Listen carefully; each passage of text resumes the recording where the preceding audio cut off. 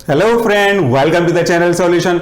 आपके घर में बिजली यानी करंट है कि नहीं है, ये कैसे पता चलता है? या अगर आप अपने बोर्ड में किसी भी स्विच को ऑन करते हैं तो उससे जुड़े हुए यूटेंसिल्स जलने लगते हैं, पंखा चलने लगता है, तो इससे देखकर आपको समझ में आता है कि हाँ करंट है।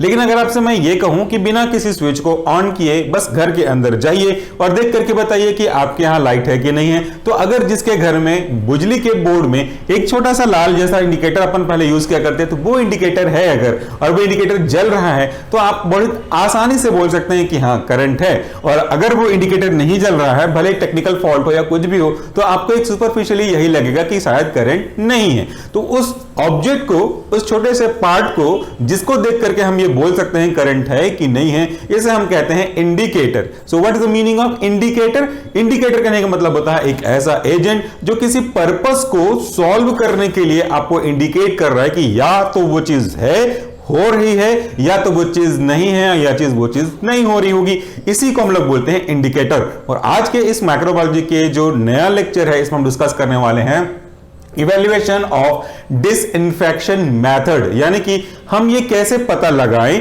कि वो जो मेथड है वो सक्सेसफुली रन हो रहा है कि नहीं हो रहा है, और after the completion of particular cycle वो जो ऑब्जेक्ट आपको ने रखा था स्टरलाइज करने के लिए, वो स्टरलाइज्ड हुआ कि नहीं हुआ, ये कैसे चेक करें। वरना मुझे लग रहा है कि मैंने इतने देर के लिए रखना था, मैंने इतने देर में रख दिया हॉट एयर ओवन में या तो ऑटोक्लेव में, और आपको लगता है साइकिल कंप्लीट हो गया तो वो ऑब्जेक्ट स्टरलाइज्ड हो गया, वो तो ठीक है, लेकिन क्या एग्जैक्टली वो हुआ कि नहीं हुआ, या कुछ टेक्निकल फॉल्ट हो गए, इसका पूरा पता लगाने के लिए जो प्रोसेस हम फॉलो करते हैं उसी को हम लोग कहते हैं इवैल्यूएशन मेथड। और इंडिकेटर मतलब उस पर्टिकुलर मेथड के रेस्पेक्ट में वो चीज जो आपको ये कंफर्मेटरी रिस्पांस दे रही है कि हो गया है या तो नहीं हुआ है, क्योंकि दोनों के ऑप्शन में अलावा होता ही नहीं, या तो है या तो नहीं, जैसा एब्सोल्यूट बीच का कोई नहीं, आधा हुआ है आधा नहीं हुआ है, ऐसा नहीं हो सकता, हुआ है या तो नहीं हुआ है। इसके बेसिकली अलग अलग मेथड के अकॉर्डिंगली अलग अलग टाइप्स हो सकते हैं। तो पहला मेथड जिसको हम डिस्कस करने वाले हैं वो सीक्वेंस के अकॉर्डिंगली ये है हमारा dry heat sterilization method.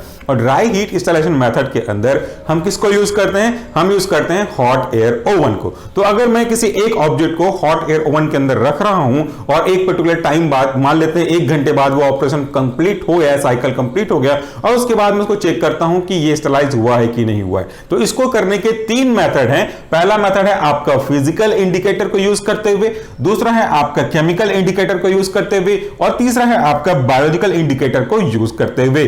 Physical, chemical, biological, जैसा कि उनके नाम से समझ में आ रहा है, फिजिकल में हम किसी फिजिकल इंस्ट्रूमेंट्स का यूज करेंगे, केमिकल में हम किसी केमिकल रिएक्शन के अकॉर्डिंगली उसका ऑब्जर्वेशन करेंगे, और बायोलॉजिकल में किसी लिविंग ऑर्गेनिज्म को अपन चेक करके देखेंगे कि is that process is going on smoothly और इंटरप्टेड हो चुका है वो प्रोसेस। तो ये हमारे मेन 3 पॉइंट हो गए। तो सबसे पहले हम बात कर लेते हैं इसी फिजिकल इंडिकेटर के बारे में, लेकिन मैं उससे पहले एक एग्जांपल कंसीडर करूंगा। हम सब के घर में किसी न किसी तरीके का इलेक्ट्रिक प्रेस होता ही होता है। आजकल के इलेक्ट्रिक प्रेस में साधारणतः आपको ऐसे एक नॉब दिखाई देते होंगे। आई होप कि वो चीज यहां से आपको दिख रही होगी। इस नॉब में हम टर्न करते हैं अपने इलेक्ट्रिक प्रेस को अकॉर्डिंगली। अगर आप बहुत सिंथेटिक और नाजुक कपड़े को प्रेस करना चाहते हैं तो यहां पे ऑप्शन है सिल्क का, इस पे आप टर्न करके लेकर के आते हैं, तो यहां पे जो टेम्परेचर है वो बहुत कम रखा जाता है। तो जैसे ही आपने सिल्क पेज को टर्न किया, ये जो इंडिकेटर है आपका वो चालू हो जाएगा, और यहां पे जो इंडिकेटर पावर का है वो भी चालू हो जाएगा।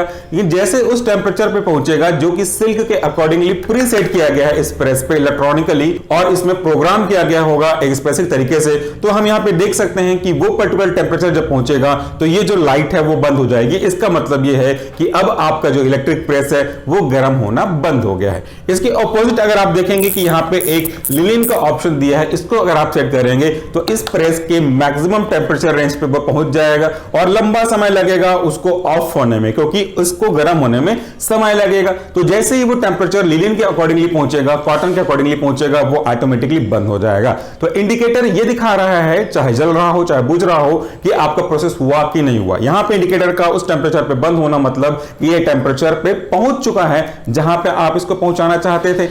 अगर ये टेम्परेचर को आप नोट करके चलें कि ये नया नया है, पहली बार खरीदा है मैंने, या इसको जब पहली बार इवैल्यूएट किया जा रहा होगा, तो मुझे 0 से लेकर के 5 मिनट लगे इस मैक्सिमम टेम्परेचर लीडिंग के पहुंचने तक। इसको यूज करते जाइए, यूज करते जाइए, यूज करते जाइए। एक बार ऐसा भी आएगा कि अब वही टेम्परेचर पहुंचने के लिए आपको 5 मिनट से ज्यादा समय लग रहा है, मतलब कि आपका जो साइकिल है हीट का वो थोड़ा सा अल्टर हो गया। तो इस तरीके से ऑन होने से या ऑफ होने से, depending upon the procedure, depending upon the object required, हम इसको चेक कर सकते हैं कि वो चीजें हो रही हैं कि नहीं हो रही हैं। इसी को देखिए फिजिकल इंडिकेटर में इस इंस्टॉलेशन मेथड के अकॉर्डिंगली हम कैसे समझ सकते हैं इस एग्जांपल को।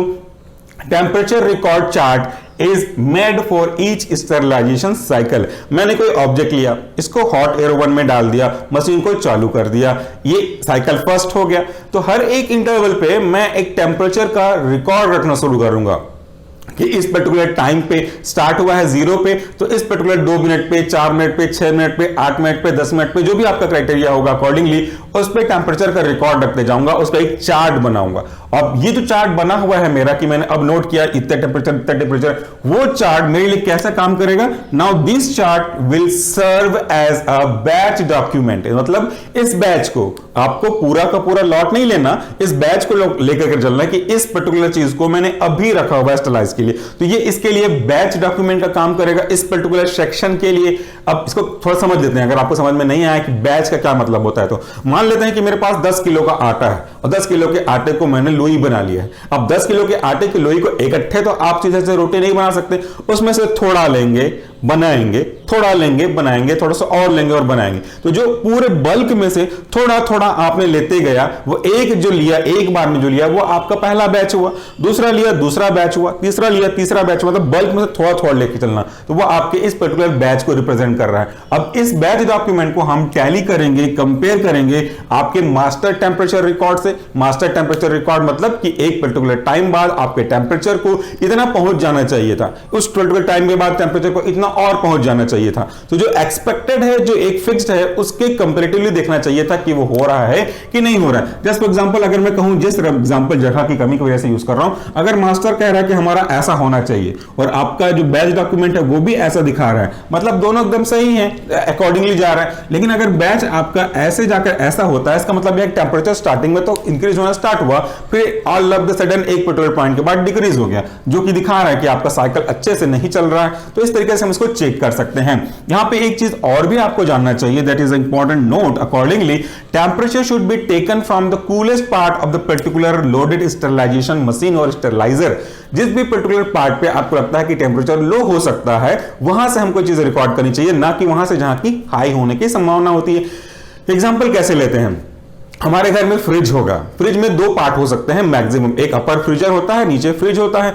तो अगर मैं चाहूं कि फ्रिज के नीचे वाले चैम्बर का टेम्परेचर नोट करूं, तो मुझे उस चैम्बर पे आपके थर्मामीटर को या थर्मोस्टेट डिवाइस को रखना पड़ेगा जहां पे टेम्परेचर बहुत कम पहुंचता होगा, क्योंकि वहीं पे तो अपना मेन इवेल्युएशन है। जहां पहुंच रहा है वहां तो कोई दिक्कत नहीं, लेकिन जहां कम पहुंच रहा है वहां भी उतना पहुंच रहा है कि नहीं जितना पहुंचना चाहिए। सो हम कम वाले पार्ट को लेते हैं, क्योंकि एक टीचर जब पढ़ा रहा होता है तो उसके लिए पढ़ाने का मतलब यह होता है कि एक कमजोर से कमजोर बच्चा भी अच्छे से समझ जाए। एक जो इंटेलिजेंट है, जो एक्स्ट्रा ऑर्डिनरी बच्चा है, उसको तो आप नहीं भी पढ़ाओगे तो वो समझ जाएगा, हल्का सा टच कर दोगे तो वो समझ जाएगा। लेकिन जो कमजोर बच्चा है उसको आपको एफर्ट ज्यादा लगाना पड़ेगा। सो अगर असली इवैल्यूएशन टीचर का करना है तो एक कमजोर स्टूडेंट को पकड़िए, जिसको आपको लगता था कि वो कमजोर है, उससे सवाल जवाब करिए। अगर वो बच्चा सेटिस्फैक्टरी आंसर दे रहा है, that means it is a far better for the teacher. ये इसी कॉन्सेप्ट को रिप्रेजेंट करता हुआ है। ठीक है, ये बात हो गया हमारा, ताकि हम पता लगा सके हर एक कोने पे टेम्परेचर का इक्विलिब्रियम डिस्ट्रीब्यूशन हो रहा है। Further information on heat distribution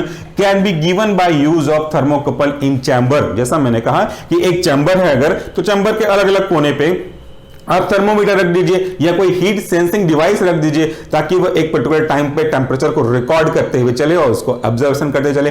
कई बार हम इसके अंदर बॉटल भी फिल कर देते हैं, इसके अंदर वाटर रखा हुआ होता है या कोई और सब्सटेंस रखे हुए होते हैं जो हीट को स्टेबल करने वाले हों उस टाइप के। तो वहां पे हम अंदर के जो सब्सटेंस है उसका टेम्परेचर नोट करते हैं कि अंदर तक पेनिट्रेट हो रहा है कि नहीं हो रहा है। तो ये हो गया हमारा फिजिकल इंडिकेटर, बहुत ही सिंपल सा लॉजिक होता है। दूसरा है आपका chemical indicator. Obviously chemical indicator ऐसे इंडिकेटर होंगे जो कि किसी न किसी केमिकल रिएक्शन पे बेस्ड होंगे। So if there is going to be change something chemically और फिजिकली, तो वो उनके केमिकल नेचर को अकॉर्डिंगली रिप्रेजेंट कर रहे होंगे। कैसे? This chemical indicator is based on ability of heat to alter the physical और chemical property of the substance। जैसा कोई केमिकल है वो इस पर्टिकुलर टेम्परेचर पे इस तरीके का दिखता है, चाहे वो उसका मैटर का स्टेट क्यों ना हो, सॉलिड लिक्विड गैस क्यों ना हो, या तो उसका कलर क्यों ना हो। जैसे जैसे वो टेम्परेचर पहुंचेगा जहां पे आप चाहते थे कि वो पहुंचे, वो अपना कलर चेंज करेगा। दैट मींस आपका जो टेम्परेचर का डिस्ट्रीब्यूशन है वो सेटिस्फैक्टरी है। जैसे मान लेता हूं कि मेरा कोई ऑब्जेक्ट अभी रेड कलर का है और इस ऑब्जेक्ट को अगर एग्जैक्ट 100 डिग्री सेंटीग्रेड या उससे ऊपर का टेम्परेचर मिले तो ये रेड कलर कन्वर्ट हो जाता होगा ब्लू कलर में। कंडीशन अप्लाइड कि 100 डिग्री या तो उससे ऊपर, कम पे नहीं। तो जैसे ये आपका रेड जिस पर्टिकुलर टेम्परेचर पे चेंज हो रहा है जहां पे आप चाह रहे हो वहां पे अगर चेंज हो गया, इसका मतलब ये है कि आपका टेम्परेचर वहां तक पहुंच गया है। सिंपल सा एग्जांपल हम यहां से भी ले सकते हैं, हमने केमिस्ट्री लैब में कई बार इसको यूज किया होगा। यह है यूनिवर्सल पीएच मीटर। इसका इससे कोई लेना देना नहीं है, मैं आपको बस समझाने के लिए इस एग्जांपल को ले रहा हूं।